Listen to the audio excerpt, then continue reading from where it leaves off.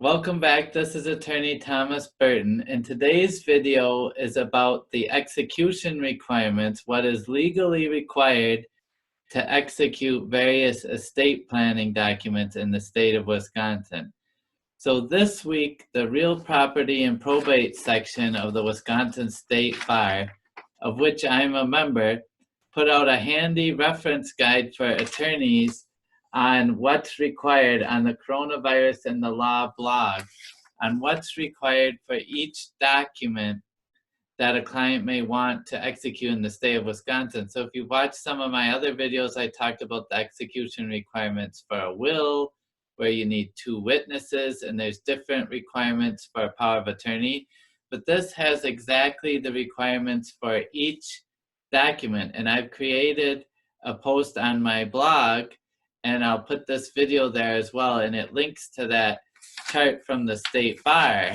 And they put in this handy chart, and I'm just going to go through it and discuss with you what's required for each one, so you know some of your options during the coronavirus crisis if you're looking at doing your estate planning.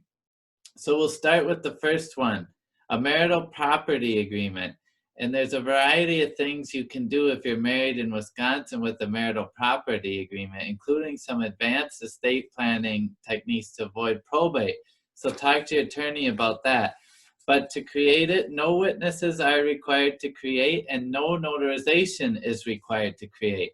So there's one document right there that if you work with an attorney to prepare, you could sign without leaving your home. You don't need a witness, you don't need notaries. Now the next one is a will, and if you watch my other videos, you know the will, you need 2 disinterested witnesses, and to create it, the document must be signed by the testator, so that's you if you're creating the will, or by the testator with the assistance of another person with the testator's consent. So that would be you if you're physically unable, someone could help you, or in the testator's name by another person at the testator's direction and in their conscious presence. So this would be you direct another person to sign for you, but they're right there in the room with you. So that's the ways to sign.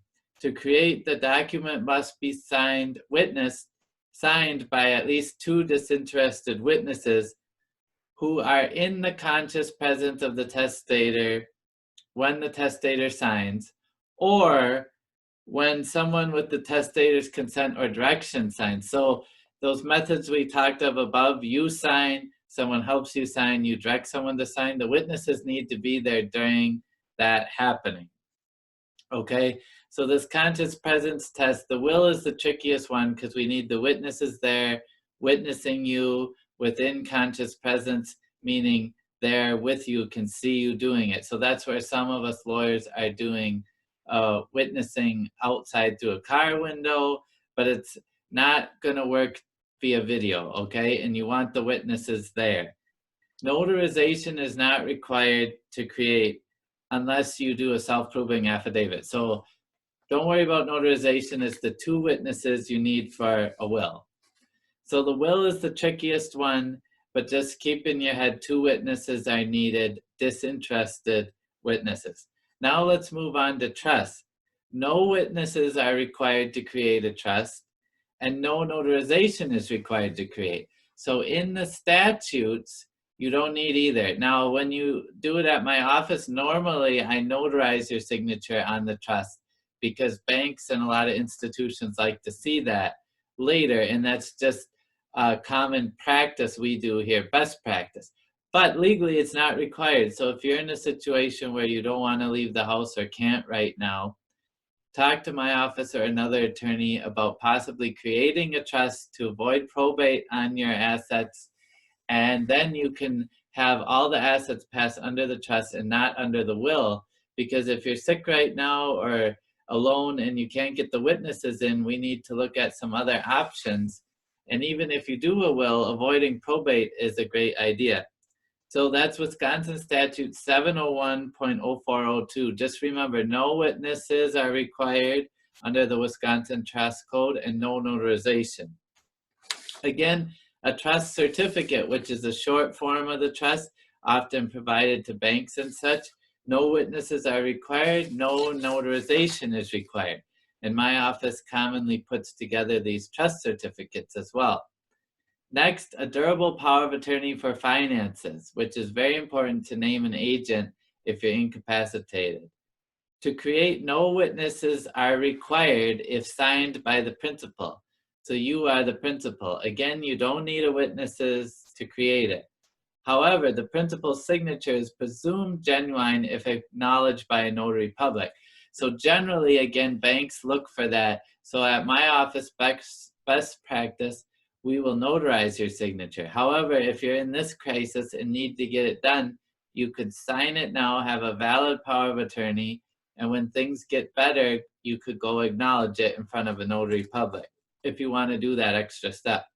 Next, healthcare power of attorney. This is similar to a will. To create, 2 witnesses required who are in the presence of the principal when the principal or someone expressly directed by the principal signs and dates. So I think of it the same way as the will.